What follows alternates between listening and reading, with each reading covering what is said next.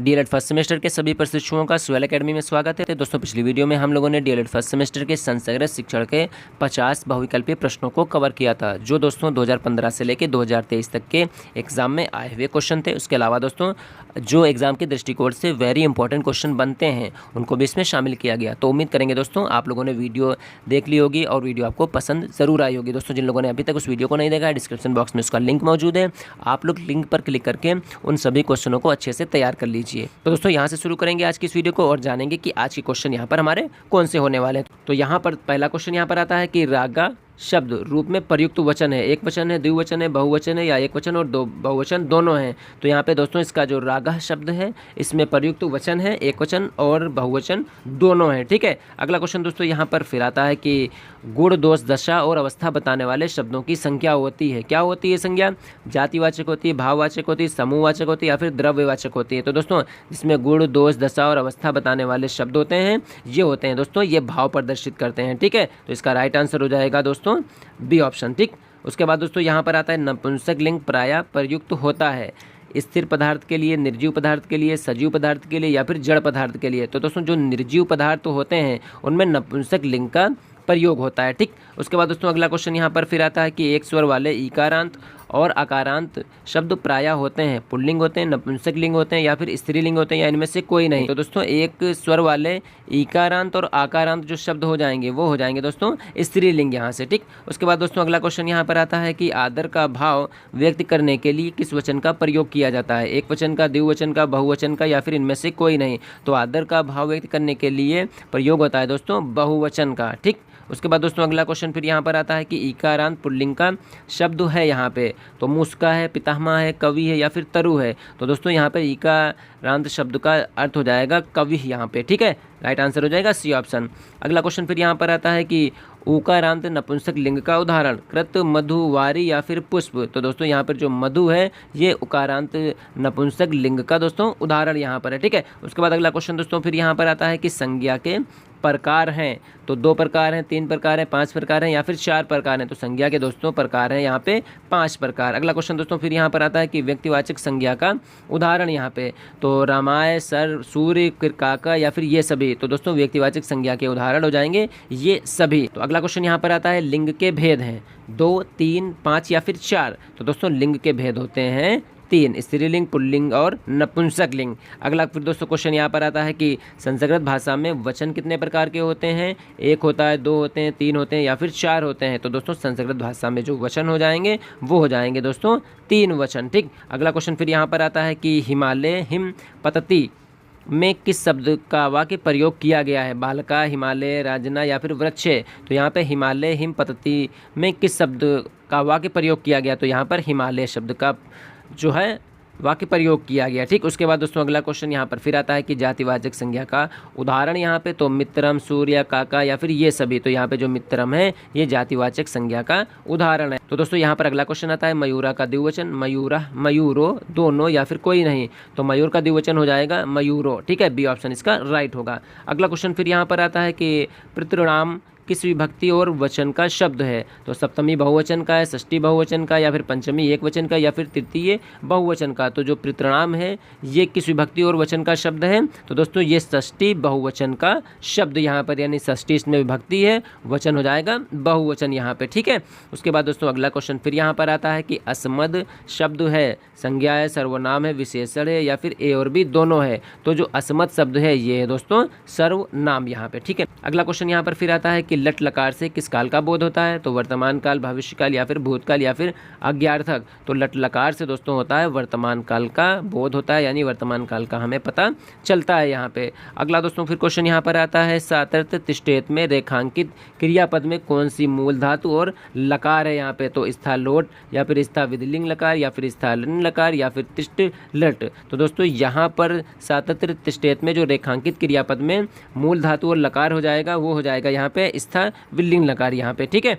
अगला क्वेश्चन फिर दोस्तों यहाँ पर आता है कि द्रव्यवाचक संज्ञा का उदाहरण यहाँ पे क्या है, ठीक है। तो स्टील है, दूध है, घी है या फिर ये सभी है। तो दोस्तों यहाँ पर द्रव्यवाचक संज्ञा का उदाहरण हो जाएगा ये सभी हो जाएगा, स्टील भी, दूध भी और घी भी हो जाता है, ठीक। अगला क्वेश्चन यहाँ पर आता है नगह जलम मधुरम अरित, बाकी में संज्ञा है, नगह है, जलम है, दोनों है या फिर कोई नहीं। तो दोस्तों यहाँ पर जो इसका राइट आंसर हो जाएगा, इसमें जो नगा जलम मधुर अरित वाक्य में संज्ञा है तो दोनों है, यानी नगा और जलम ये दोनों इसमें क्या हैं, ये इसमें संज्ञा हैं, ठीक। अगला क्वेश्चन फिर यहाँ पर आता है कि भाववाचक संज्ञा का उदाहरण यहाँ पे तो मधुर, मोदक, विद्यालय या फिर कोई नहीं। तो यहाँ पे भाववाचक संज्ञा का उदाहरण हो जाएगा मधुर यहाँ पे, ठीक है। उसके बाद दोस्तों अगला क्वेश्चन फिर यहाँ पर आता है कि नस्तेय किस लकार और वचन का रूप यहाँ पर है। तो लट लकार एक वचन का, लोट लकार एक वचन का, विदलिंग लकार एक वचन का या फिर लट लकार एक वचन का। तो नस्तेय इसमें लकार दोस्तों क्या है, तो विदलिंग लकार है, और ये वचन कौन सा है, तो वचन इसमें है एक वचन। तो इस तरीके से इसका राइट आंसर हो जाएगा सी ऑप्शन, ठीक है। अगला क्वेश्चन दोस्तों फिर यहाँ पर आता है कि भूतकाल का संबंध है लट लकार से, लट लकार से, लोट लकार से या फिर नन लकार से। तो यहाँ पे जो भूतकाल का जो संबंध होता है वो होता है नन लकार से, ठीक है। उसके बाद फिर अगला क्वेश्चन यहाँ पर आता है कि भविष्यकाल का संबंध होता है लट लकार, लन लकार या फिर लट लकार या फिर लोट लकार। तो यहाँ पे भविष्यकाल का जो संबंध होता है वो होता है लट लकार से, ठीक। याद रखिएगा दोस्तों, एग्जाम में क्वेश्चन जरूर यहाँ से बन के आपको आता है, ठीक है। उसके बाद दोस्तों अगला क्वेश्चन आता है कि चाहिए के अर्थ के लिए किस लकार का प्रयोग होता है, लट लकार, लोट लकार, लट लकार या फिर विदलिंग लकार का। तो यहाँ पे चाहिए के अर्थ के लिए इसमें लकार का प्रयोग होगा दोस्तों विदलिंग लकार का, ठीक। अगला क्वेश्चन फिर दोस्तों यहाँ पर आता है कि आज्ञावाचक का संबंध है लट लकार से है, लोट लकार से है, नन लकार से या फिर विदलिंग लकार से है। तो आज्ञावाचक का संबंध दोस्तों होता है लोट लकार से, ठीक। अगला क्वेश्चन दोस्तों यहाँ पर फिर आता है यदि किस धातु का रूप है, अस का, याज का, इश का या फिर आप का। तो यहाँ पे यदि किस धातु का रूप है दोस्तों, तो ये हो जाएगा अस धातु का, ठीक है। उसके बाद दोस्तों अगला फिर क्वेश्चन यहाँ पर आता है कि युवम ग्रंथम अपठम में रेखांकित पद के स्थान पर क्रिया का रूप क्या होगा जिसमें वाक्य विदलिंग का बन जाए। तो पठेम हो जाएगा, पठेम हो जाएगा, पठेव हो जाएगा या फिर पठतम हो जाएगा। तो दोस्तों इसका राइट आंसर हो जाएगा बी ऑप्शन, पठतम हो जाएगा, ठीक है। उसके बाद दोस्तों अगला क्वेश्चन यहाँ पर फिर हमारा आता है कि लबद्धम लभ धातु आत्मनेपदी में किस लकार, पुरुष और वचन का रूप यहाँ पर है, ठीक है। यानी यहाँ पे लो जो लबद्धम लब धातु है, ठीक है, यानी आत्मनेपदी में किस लकार, पुरुष और वचन का रूप पूछ रहा है यहाँ पे। तो लोट लकार मध्यम एक वचन, लट लकार मध्यम में बहुवचन, लोट लकार मध्यम बहुवचन पुरुष, यहाँ पे विदलिंग लकार मध्यम बहुवचन का। तो इसका दोस्तों जो राइट आंसर हो जाएगा वो हो जाएगा सी ऑप्शन, लोट लकार मध्यम बहुवचन यहाँ पर हो जाएगा, ठीक है।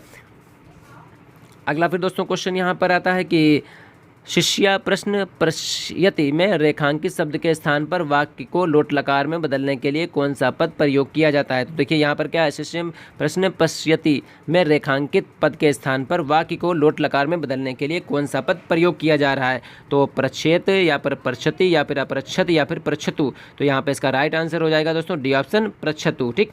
उसके बाद दोस्तों अगला क्वेश्चन यहाँ पर फिर आता है कि नौ का संज्ञावाची शब्द है, नौ है, नौ है, नवा है या फिर इनमें से कोई नहीं।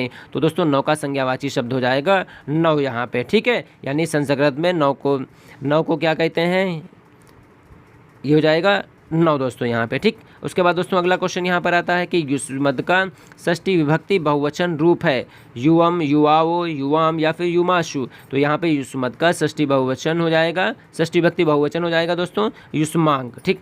उसके बाद दोस्तों अगला क्वेश्चन यहाँ पर आता है तब्भा किस विभक्ति का रूप है, पंचमी, चतुर्थी दोनों, यानी पंचमी और चतुर्थी दोनों का या इनमें से कोई नहीं। तो दोस्तों तब्भा जो है इसमें विभक्ति में हो जाएगा पंचमी विभक्ति और चतुर्थी, यानी दोनों इसमें हो जाएंगी, ठीक है।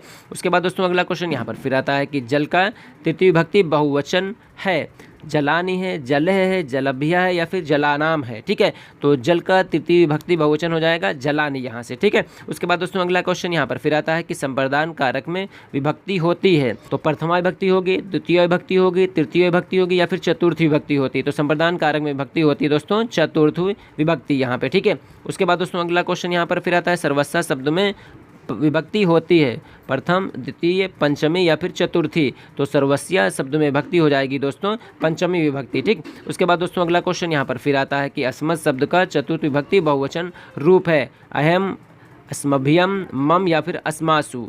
ठीक है, तो यहाँ पे इसका राइट आंसर हो जाएगा अस्मभ्यम। ठीक है, राम शब्द का पंचमी विभक्ति एक वचन, तो रमाता, रमेशु, रमेण या फिर रमाया। तो यहाँ पे राइट आंसर हो जाएगा दोस्तों इसका राम शब्द का पंचमी विभक्ति एक वचन रमाता। उसके बाद दोस्तों अगला क्वेश्चन, वस्ती शब्द में लकार है, लट लकार है, लट लकार है या फिर लोट लकार है या फिर लन लकार यहाँ पर है। ठीक है, तो वस्ती शब्द में लकार क्या हो जाएगा, लट हो जाएगा या फिर लट हो जाएगा। तो इसमें दोस्तों राइट आंसर हो जाएगा लट लकार यहाँ पर होगा। ठीक है, ध्यान रखिएगा लट और लट में। उसके बाद दोस्तों अगला क्वेश्चन यहाँ पर फिर आता है कि एतामा में पुरुष है, प्रथम पुरुष है, मध्यम पुरुष है, उत्तम पुरुष है या फिर ये सभी। तो एतामा में पुरुष है दोस्तों प्रथम पुरुष। ठीक, उसके बाद दोस्तों अगला क्वेश्चन फिर यहाँ पर आता है कि पठामा में वचन है, एक वचन है, द्विवचन है, बहुवचन है या फिर कोई नहीं। तो पटामा में वचन हो जाएगा दोस्तों बहुवचन यहाँ पे। ठीक है, उसके बाद दोस्तों अगला क्वेश्चन यहाँ पर फिर आता है कि अकुराताम में लकार है, लोट लकार है, लट लकार है, लट लकार है या फिर लन लकार यहाँ पर है। तो अकुराताम में लकार है दोस्तों, लन लकार यहाँ पे। ठीक है, उसके बाद दोस्तों अगला क्वेश्चन फिर यहाँ पर आता है कि माध्यमिक स्तर पर संस्कृत में लकारों की संख्या है, कितनी है, 5 है, 3 है, 2 है या फिर 1 है। तो माध्यमिक स्तर पर संस्कृत में लकारों की जो संख्या हो जाएगी वो हो जाएगी 5 यहाँ पे।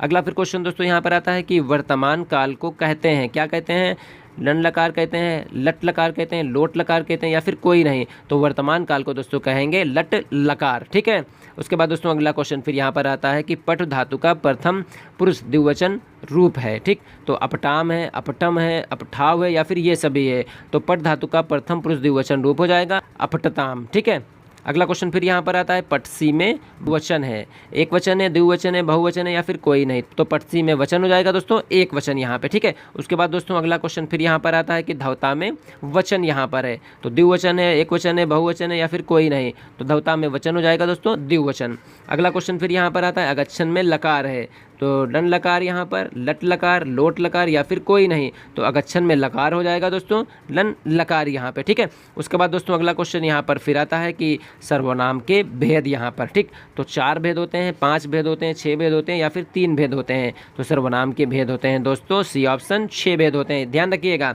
उसके बाद दोस्तों लास्ट क्वेश्चन यहाँ पर फिर हमारा आता है कि युष्मत शब्द का प्रथम विभक्ति बहुवचन रूप होगा, युवम, युवाम, तवम या फिर ये सभी। तो युष्मत शब्द का प्रथम विभक्ति बहुवचन रूप हो जाएगा दोस्तों यू यम। ठीक है।